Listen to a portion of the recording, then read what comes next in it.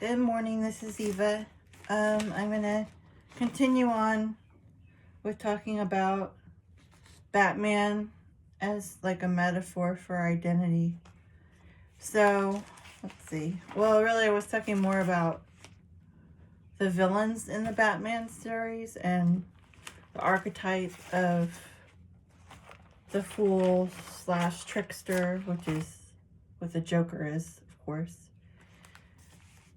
The fool would be an archetype from usually like Shakespeare or further back, court jesters.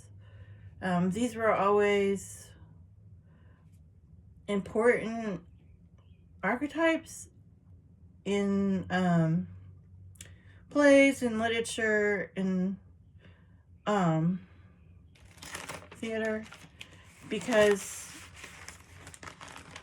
basically the kings and queens, or the rulers, were considered off limits, like whatever, they were supposed to be worshipped, like they were like almost like gods.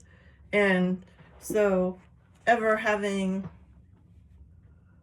a opinion about them, or like anything negative to say, or not even negative, just anything, I guess, that would paint them in any kind of light that wasn't overtly flattering, was kind of forbidden, and like nobody did it, for fear of either punishment or even something like a loss of status, or being not allowed back in the a higher position where you were in the company of said leaders. That was, it was just all forbidden. I'm making this too long, but the whole point is that because the court jesters, who were there to just, entertain everybody and be comical, and nobody took them seriously, like they're basically the clowns, right? They're like paid clowns, and or appointed clowns if it's a kingdom. But that put them in like this unique position where they actually were allowed to say whatever they wanted, honestly. So they could in jest comment on the state of what was going on politically, or what was going on with the king, or what they were doing or how they were acting, and it wasn't taken as a direct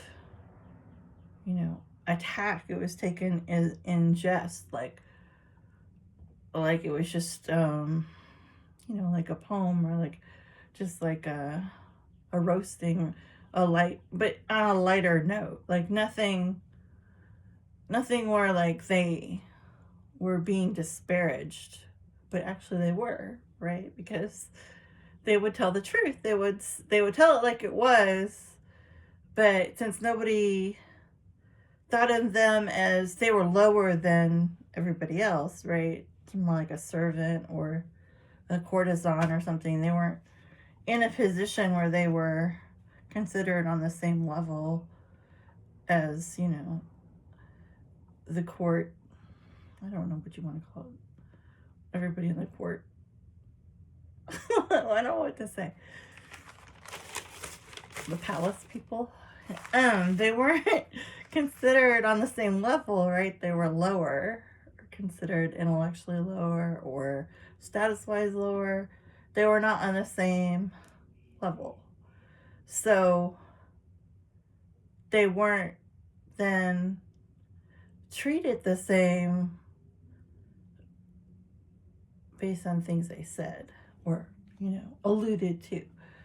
Why is this important? Because if we're talking about psychology and we're talking about identity and sort of the whole trope of Carl Jung and my absolute favorite, Joseph Campbell, who they were basically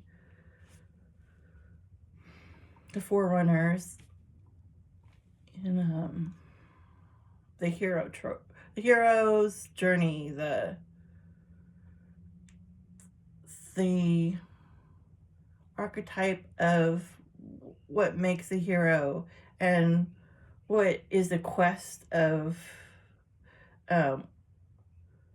what is their quest and what makes them officially, considered a hero. And in this world of what we're looking at, Batman is supposed to be the hero. Well, then the Joker is then the foil. The Joker is, the antagonist, the supposedly the opposite, the foe of good, right?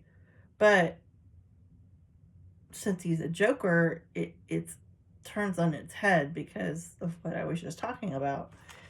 And honestly, if we're really using Jungian philosophy or psychology,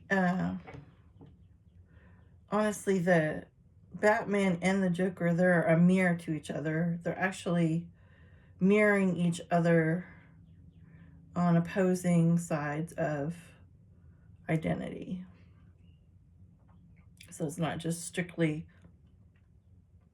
sane, insane, or evil versus good. They are basically like an identity pairing, sort of mimicking each other's unspoken or Wow, I think I need coffee. Hold on.